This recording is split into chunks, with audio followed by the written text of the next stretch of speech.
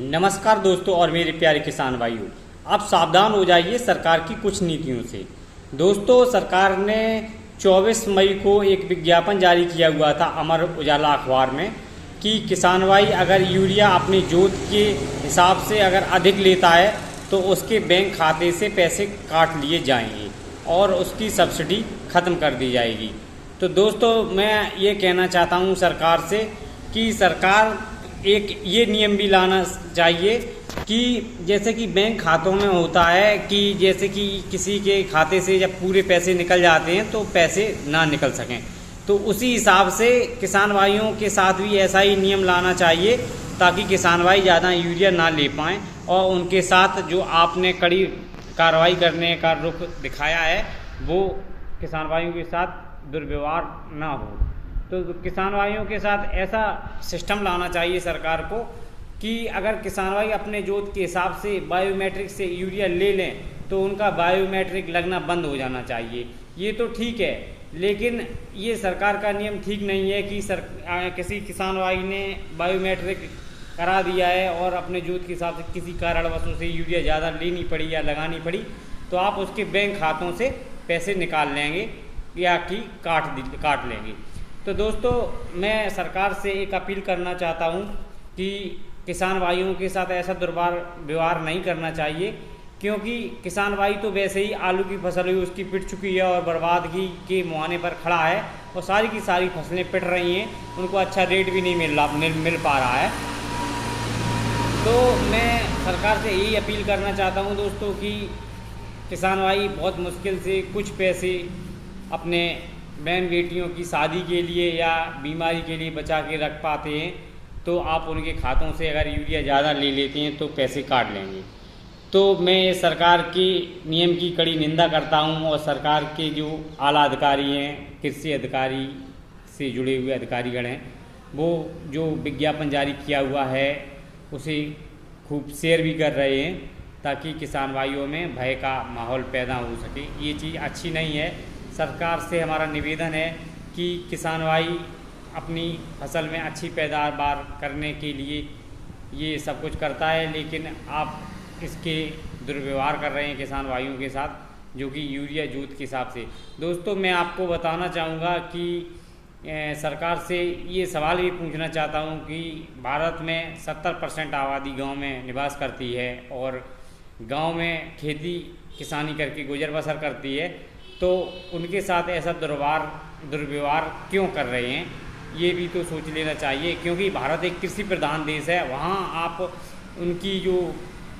खाद है, उर्वरक हैं जितने भी, उनकी सब्सिडी भी नहीं दे पा रहे हैं, जबकि सबसे ज़्यादा जो टैक्स या पे जो करता है वो सबसे ज़्यादा किसान के माध्यम से ही किया जाता है, कहीं किसी रूप में कहीं किसी रूप में। और आपसे मैं एक सवाल सरकार से यही पूछना चाहता हूँ, जितनी आप ये पाबंदियाँ किसानों पर लगा रहे हैं, इतनी पाबंदियाँ जो आपका जल जीवन मिशन है, अगर इसकी जांच कर दी जाए ना तो आपके जितने आला अधिकारी हैं सारे के सारे जेल में पहुँच जाएंगे।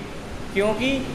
मैंने अपने गांव में ही देखा है कि जो आपने ये जल जीवन मिशन योजना के तहत पानी की व्यवस्था की है घर घर, उसमें पाइप तो लगा दिए हैं लेकिन टोंटियाँ नहीं लगाई गई हैं अभी तक। पानी चलता है तो नालियों में बहकर बर्बाद ही हो रहा है और कुछ नहीं है इसके अलावा। और अगर आप इसकी जांच कर लें, किसानों के पीछे पड़कर ना रहें तो ज़्यादा अच्छा रहेगा किसान भाइयों के लिए, तो वो अपने गुजर बसर के लिए और जीवन यापन करने के लिए अपनी खेती किसानी में मन लगाकर काम करते रहेंगे। दोस्तों, कुछ किसान भाई ये ऐसे भी हैं, यानी कि 20% जो किसान भाई भाड़े पर, पट्टी पर या किसी प्रकार से किराए पर खेती को लेकर करते हैं, तो उनके लिए ऐसी समस्या बहुत ही ज़्यादा बड़ी गंभीर है कि उनको खाद कैसे मिलेगी। मैं गांव से ही हूँ दोस्तों, तो अभी मैं देख पा रहा हूँ कि बहुत से किसान भाई हैं तो उनकी अभी इस टाइम पर मक्का घुइया की फसल खड़ी हुई है, तो उनको यूरिया लेने में बहुत दिक्कत हो रही है इस टाइम पर। तो इसलिए मुझे सरकार से निवेदन करना है मेरा कि किसानों के प्रति इतना कड़ा रुख ना दिखाएं, जो किसान अपनी कर्म भूमि जो कर्म कर रहे हैं अपनी खेती करने का, उससे मन विचलित कर रहे हैं। तो मैं भी किसान हूँ दोस्तों, और मैं भी खेती किसानी करता हूँ। तो दोस्तों मैं आपको बताना चाहूँगा कि जैसी धान की आगे फसल आ रही है, तो धान में सबसे ज़्यादा रोग लगते हैं तो धान में ही लगते हैं। धान लगाते ही एक तो जड़ खराब होने की समस्या, रेड वर्म की समस्या आती है। तो उससे जो ये समस्या है उसमें खाद डालने के तुरंत बाद ही दिखाई पड़ती है। तो सरकार से मैं जानना चाहता हूँ कि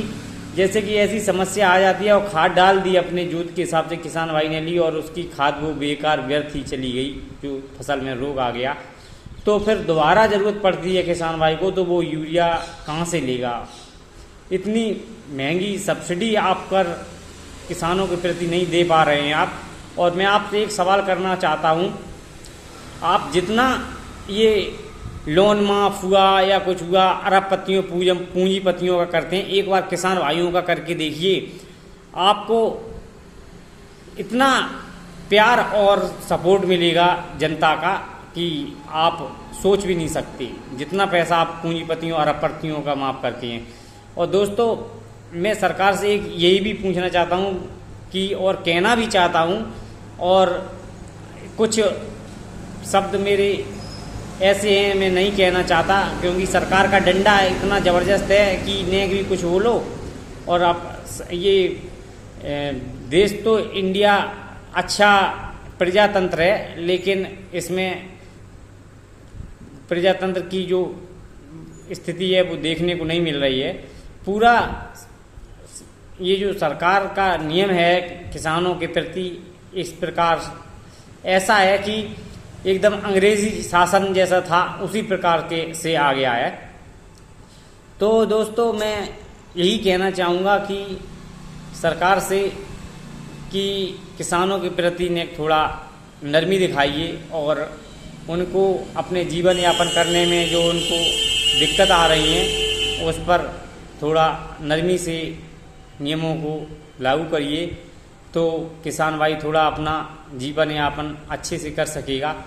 और किसान भाइयों को जो आपने कह दिया है कि उनकी सब्सिडी काट दी जाएगी और उनके खाते से पैसे ले लिए जाएंगे, फुल रेट में यूरिया लेनी पड़ेगी। अगर आपको यही लगता है कि किसानों को फुल रेट में यूरिया लेनी पड़ेगी, किसान भाई कुछ भी करे, चाहे खुद बिक जाए, चाहे अपना घर बेच दे, चाहे अपना जो भी हो वो बेच दे, अगर खेती करेगा तो फुल रेट में यूरिया खरीदेगा। तो इसलिए अगर आपको यही करना है तो कर दीजिए, फुल रेट में यूरिया कर दीजिए, कोई दिक्कत वाली बात नहीं है। हम जितना खरीद सकेंगे उतना खरीदेंगे, लेकिन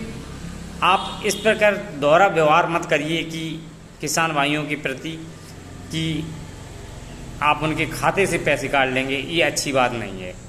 दोस्तों अगर हमारी वीडियो अच्छी लगे तो हमारे वीडियो को लाइक शेयर कमेंट जरूर करें। धन्यवाद दोस्तों और मेरी प्यारी किसान भाइयों।